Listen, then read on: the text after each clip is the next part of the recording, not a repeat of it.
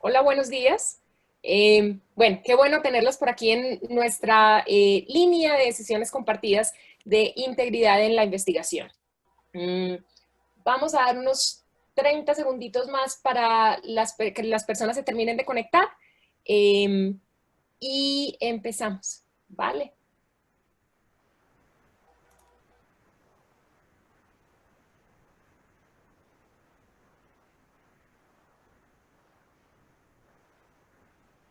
Bueno, muy bien. Em, entonces estamos de nuevo en la línea de integridad en la investigación.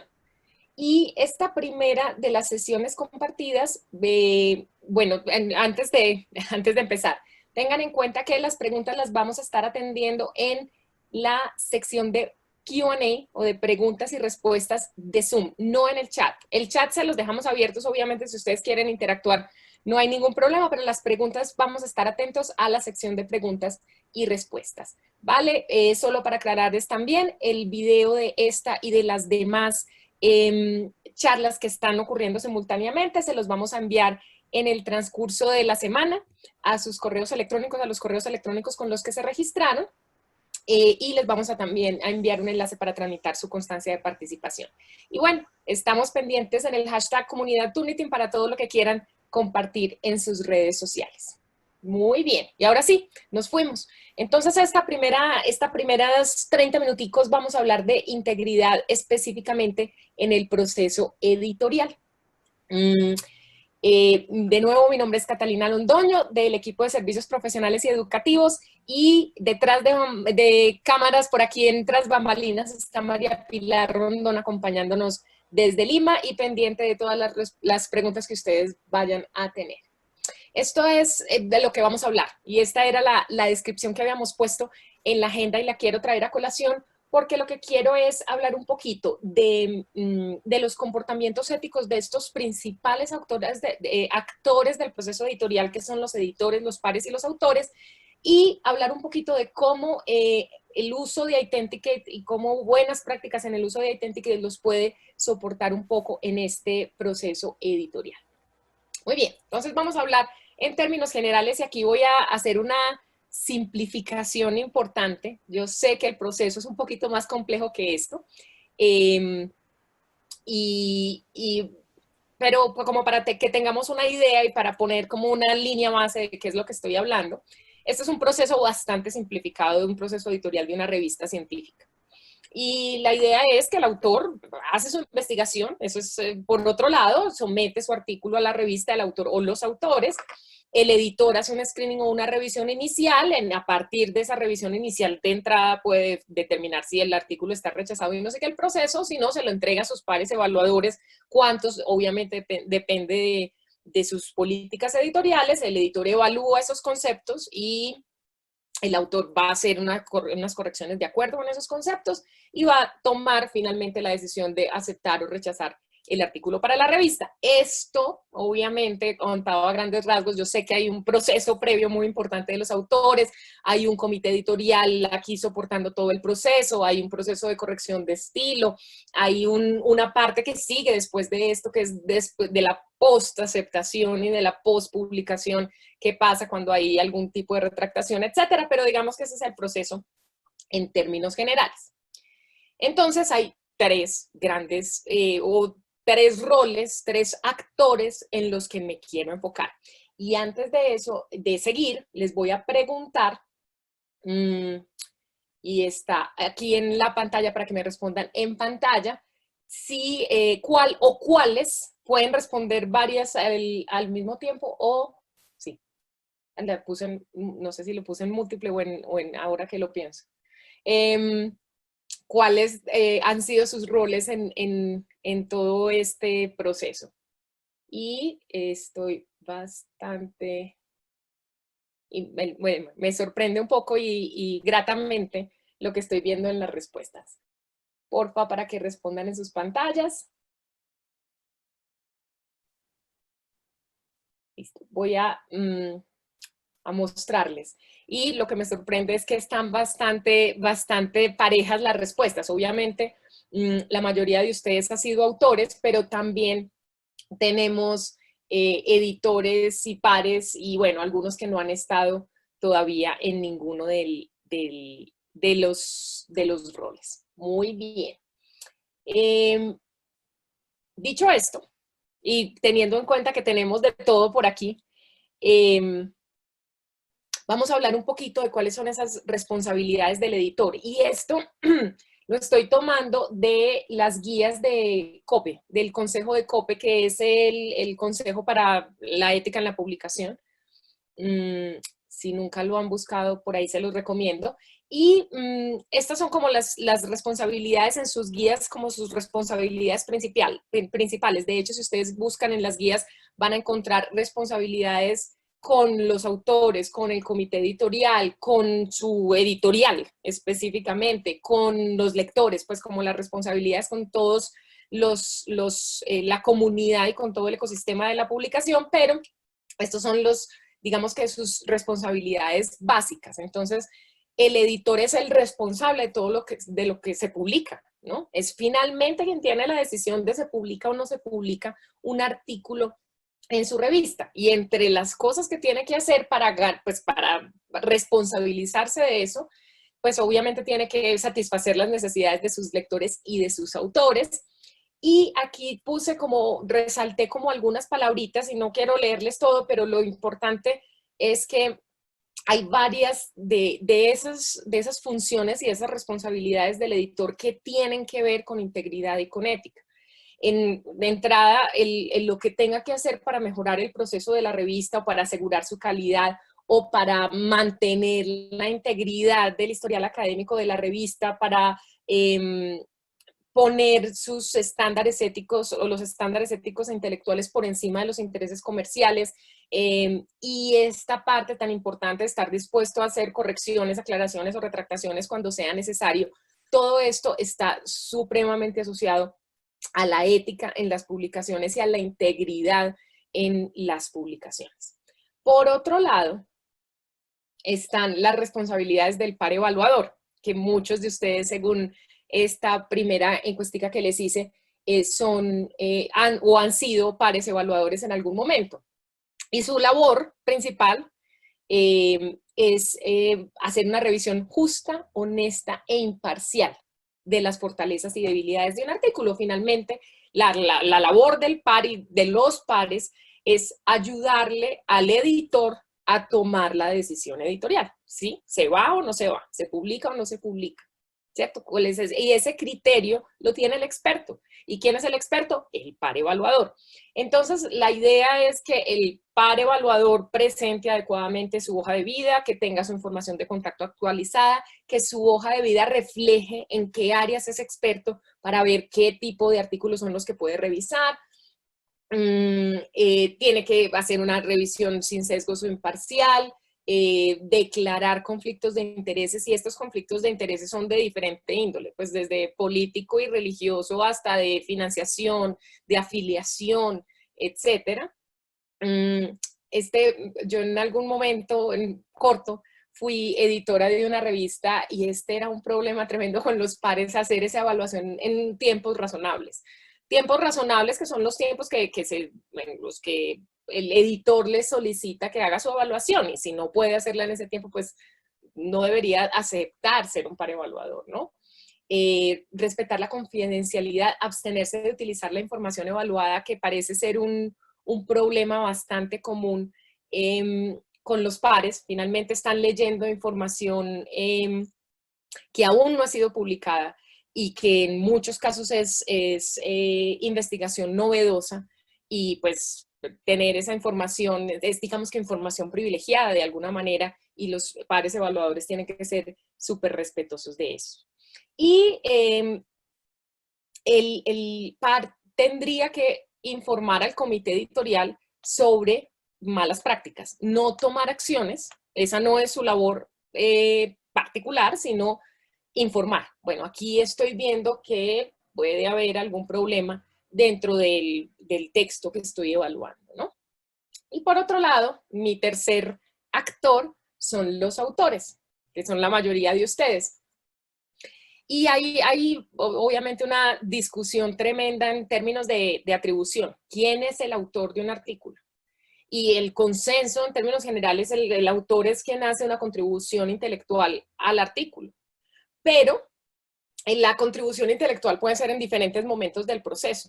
Y es bastante difícil definir hasta dónde es una contribución que se pone en agradecimientos o hasta dónde es una contribución que merece coautoría.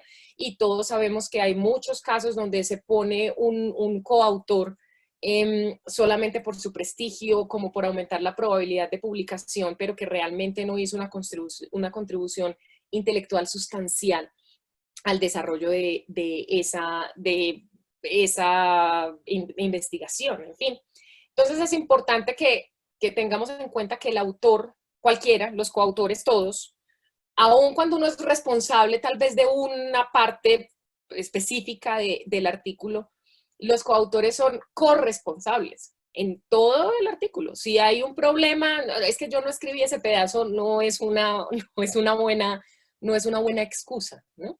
Entonces, todos los coautores tienen que responder por la integridad del manuscrito.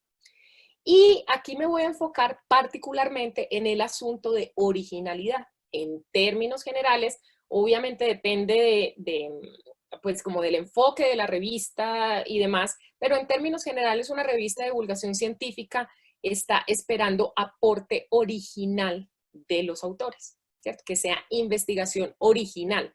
Investigación original, obviamente construida sobre las bases de otra investigación, por supuesto, como se construye el conocimiento en todos los casos, pero investigación original, que se declare hasta dónde, qué es lo novedoso de ese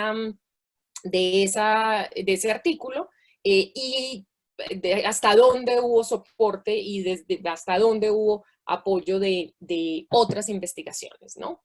Entonces, aquí en particular quiero enfocarme en el asunto de originalidad justamente porque vamos a hablar un poquito de unos productos. Entonces aquí les voy a pedir que entren a www.menti.com. Pueden entrar en sus celulares o pueden entrar por aquí en una pestaña adicional www.menti.com y cuando les pida el código ponen 470910.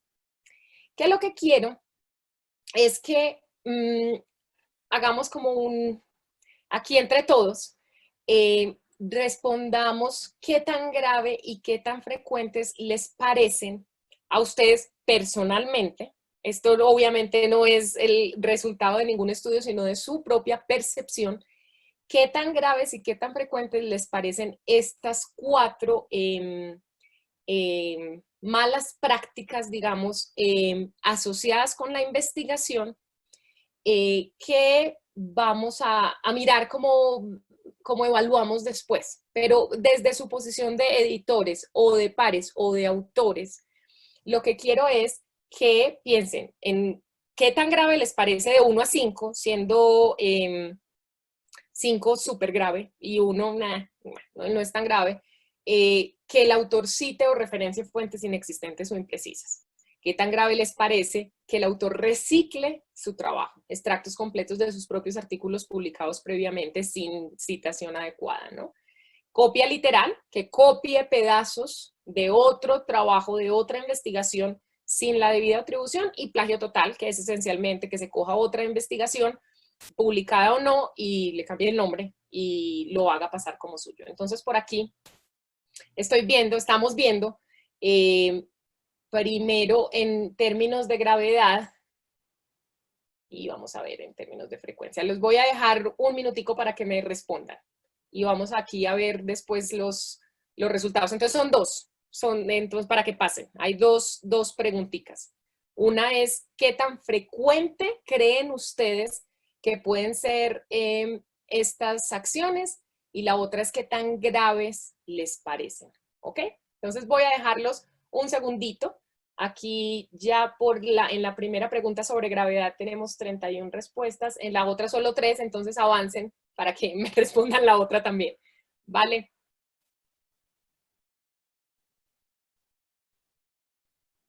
Entonces, una es frecuencia, ¿qué tan frecuente les parece? Siendo 1 eso nunca pasa.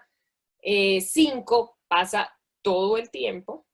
Y la otra es gravedad. Siendo 1 no es grave, 5 es súper grave. ¿Ok? Un minutito para que responda.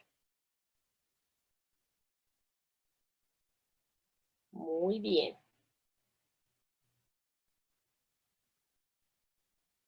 Estamos pobres en respuestas aquí en la frecuencia.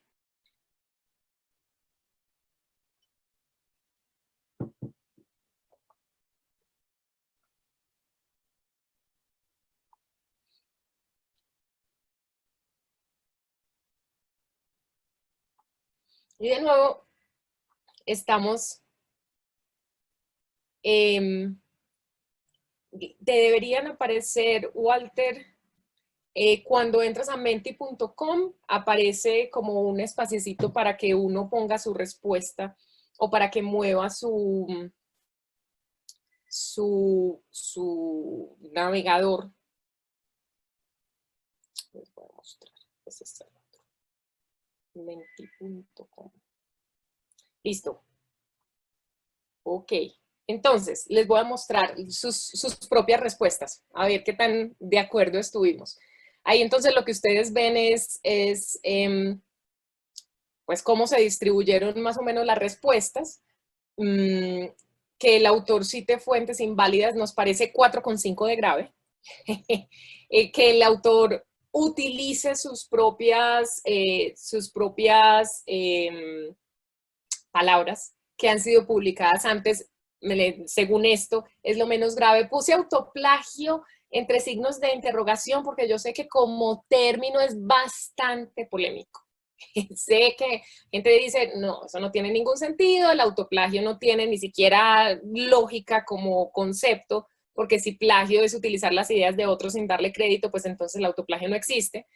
Entonces, por eso le estoy diciendo reciclaje, para que no peleemos con el término. Pero lo cierto es que sí, es una práctica no necesariamente la mejor de ellas. Y por aquí me están diciendo ustedes que copia literal, que es traerse pedazos de información y de palabras de otros sin darle el crédito, es 4,8 de grave, y plagio total es 4,9 de grave. Me da un poquito de curiosidad de quién puso por aquí el 4, porque no nosotros tenemos una investigación pública, bueno, no es publicada en un artículo, pero es como un white paper que tenemos justamente de Authenticate, y utilizamos estas 4 y otras 6. Realmente son 6 prácticas relacionadas con atribución y con originalidad, y lo que hicimos fue preguntarle a nuestros investigadores, a los investigadores que pertenecen al mundo de Authenticate, les hicimos esta misma pregunta en términos de frecuencia y de gravedad de cada una de estas malas prácticas, incluyendo estas. Y el plagio total, la respuesta creo que es 89%, esto fue en porcentaje calificando pues de 1 a 10 y lo volvieron porcentaje después y lo pusieron como gravedad 8,9. Y yo pensaba, ¿por qué la gravedad no será 100? Porque en particular yo entiendo que el asunto de autoplagio es bastante polémico, por ejemplo, o bueno, que no citar las fuentes o digamos que no ser muy preciso en cuanto a referenciación es grave, pero no tanto. Lo que no entiendo es por qué no, esto es muy personal, ¿no? Porque el plagio total no nos parece súper, súper grave, que es simplemente tomar la información de otro. Por fortuna, es el menos, bueno, ya no tanto, es el menos frecuente de todos. Sin embargo, miren esto, cuando uno mira la tendencia, está más repartido de lo que yo quisiera, y miren que hay muchos que están diciendo, efectivamente, hay 15 personas, 15 de ustedes que dicen que el plagio total es frecuente. Y si me están diciendo eso es porque lo han visto, que pues para mí es como la peor de las faltas en términos de ética en la publicación, ¿cierto? Que es tomarse, que es esencialmente robarse la información, ¿no? Bien, por aquí están entonces para que ustedes vean, ustedes mismos que respondieron, que están moviéndose en este mundo de la publicación. Entonces por aquí la copia literal es más frecuente, ¿cierto? Traerse pedazos completos de información y no dar el crédito adecuado. El reciclaje está por aquí, también se ve por aquí más bien frecuente. Pocos de ustedes dicen que no es nada frecuente, que me llama también mucho la atención, y este también está un poquito más repartido, que es citar o referenciar fuentes inexistentes o imprecisas. Entonces, estas son malas prácticas y no los sorprende a ustedes, estos números no me sorprenden y seguramente no los sorprenden a ustedes porque sabemos que son prácticas relativamente frecuentes. O sea, no es que alguien dice que es que esto pasa, no, es que efectivamente ustedes son testigos, ustedes han visto que pase, han visto que algunos de sus colegas hayan caído en este tipo de malas prácticas. Entonces, lo que quisiera yo mirar, ya que hicimos este ejercicio, es meternos unos minuticos, 10, 15 minuticos a Authenticate, para que revisemos cómo se ven estas prácticas en particular y cómo hacemos para nosotros incorporar una revisión de estas en el proceso editorial, de manera que en cualquiera de los roles que ustedes desempeñen dentro del proceso, Authenticate se vuelva una herramienta para ustedes que pueda contribuir a su desempeño y a sus funciones éticas, sus responsabilidades éticas dentro del proceso. ¿Ok? Por aquí me está preguntando Elisa, antes de seguir y le voy a responder, es dónde se encuentra el artículo que mencioné.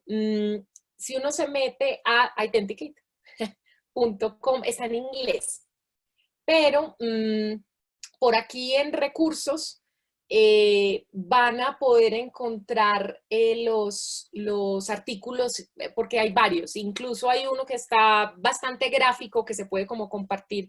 Entonces investiguen por aquí un poquito por la página de Authenticate, y justo esta semana que me estaba preparando para esto, encontré una cosa parecida que hicieron los contadores, en investigación en contaduría, pero hicieron lo mismo y es bien interesante porque no hicieron solo 10 preguntas, sino que hicieron muchas más y preguntaron sobre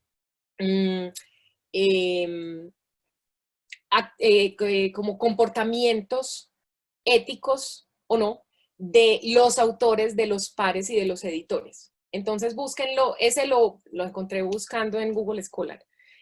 Pero Elisa, si nos pones por ahí tu correo electrónico, te hago llegar los dos enlaces para que los puedas revisar. ¿Vale?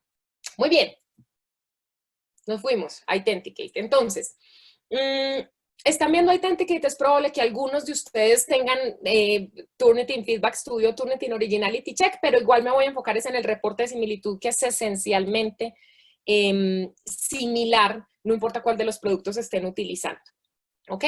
Entonces, estoy aquí en Authenticate, les estoy mostrando particularmente Authenticate porque es de nuestras herramientas la que está más enfocada en procesos editoriales. Entonces, probablemente haya muchos de ustedes que esta sea la que utilizan. Tiene una configuración y un flujo un poquito diferente de las otras herramientas de Turnitin que están más enfocadas en el proceso enseñanza-aprendizaje. Entonces, tienen una creación de clases y como un flujo un poquito distinto. Pero lo cierto es que les quiero mostrar entonces cómo se ven estos 4 malas prácticas de las que había hablado. Entonces, ¿cómo se ve una cosa que sea una copia literal? Lo primero es el plagio total, pues, del que les estaba hablando. Entonces, lo primero es que vamos a ver un porcentaje de similitud muy alto. Ese porcentaje de similitud nos aparece entonces aquí.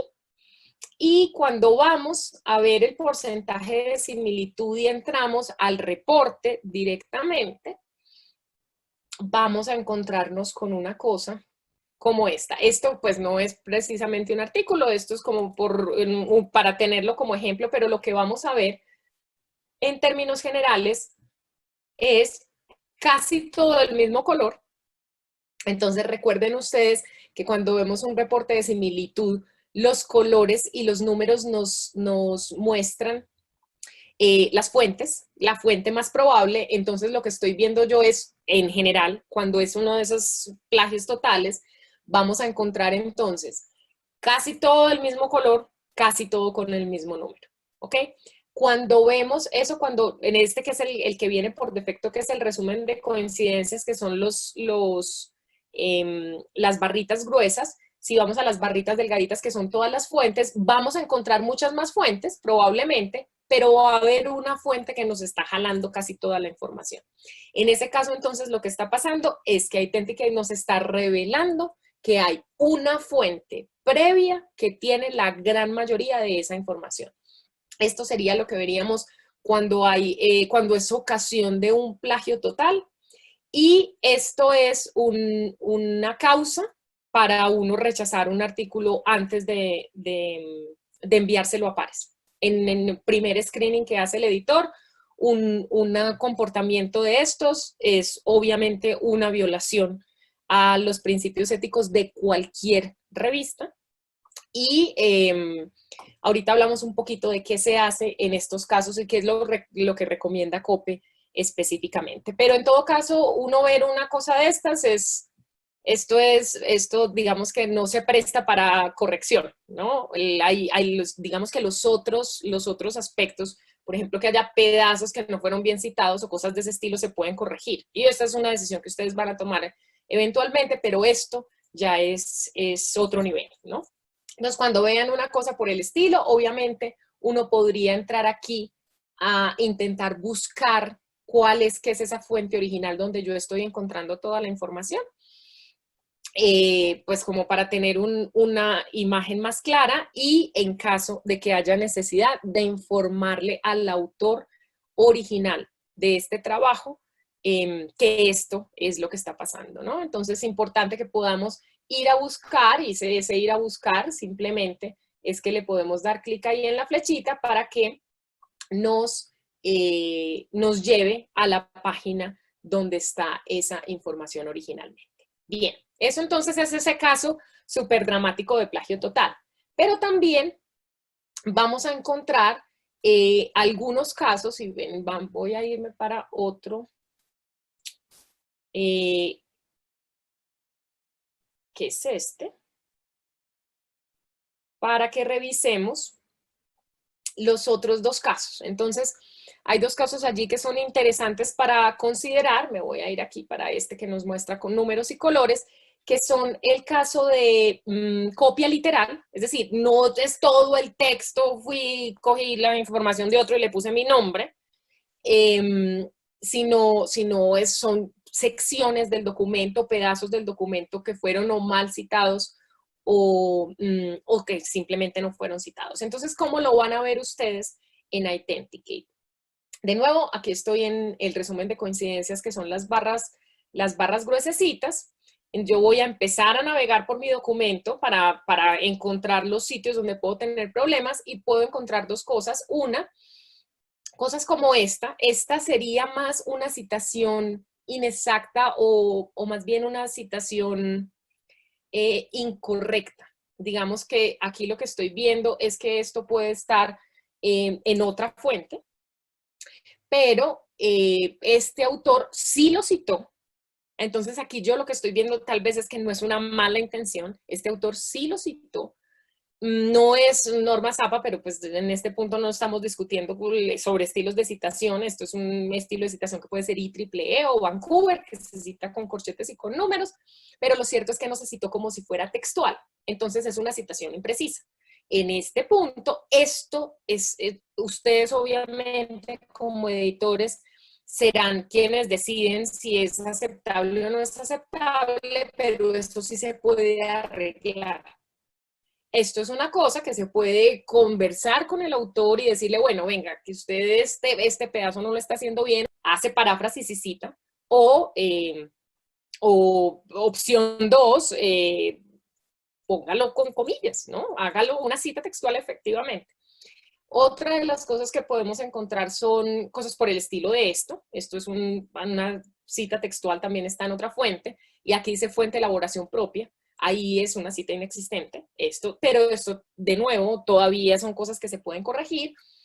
Y hay otro tipo de cosas que podemos encontrar, que es esto, por ejemplo, que es una combinación de estilos de citación. Con mucha frecuencia, cuando hay combinación de estilos de citación, que en sí misma es una mala práctica, puede ser justamente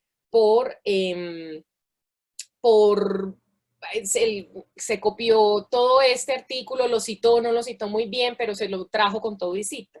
y en algunos puntos lo que se necesita es hacer una cita de cita. Y de hecho una mala práctica es no citar a quien uno leyó, sino yo estoy citando a estos, pero en realidad yo leí fue a esto.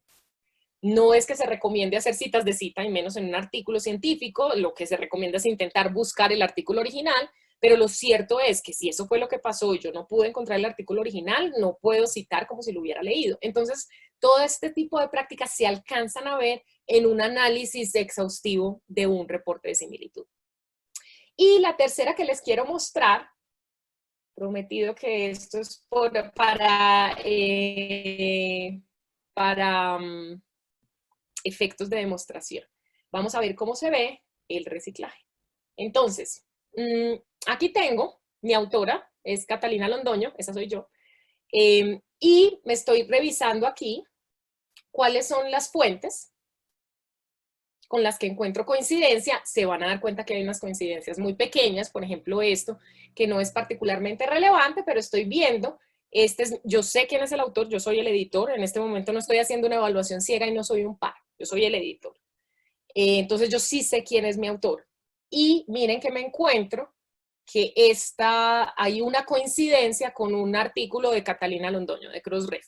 Es el mismo, entonces es el mismo autor, citándose a sí mismo. Vamos a ir a ver dónde está esa coincidencia y efectivamente hay un párrafo.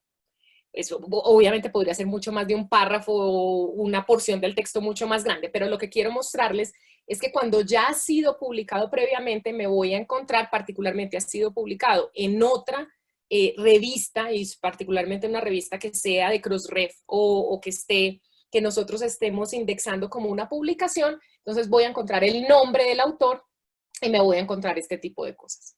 Entonces, esto es cómo se vería un reciclaje. Yo sé quién es el autor que me está mandando el artículo, me está sometiendo el artículo para evaluación y me lo encuentro por aquí también.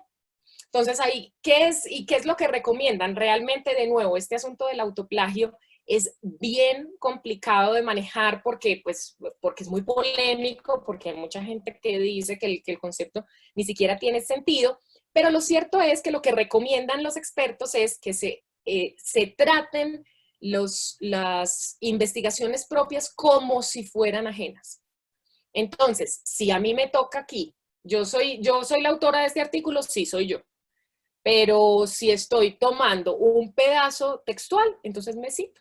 Obviamente tampoco es muy recomendable y ustedes saben que no se ve nada bien que en la bibliografía la mitad de las citas sean a mí misma. Eso no es nada deseable, pero lo cierto es que si en algún caso necesito hacerlo, pues esta sería una opción y simplemente hacer una citación como si el autor fuera otro, ¿no?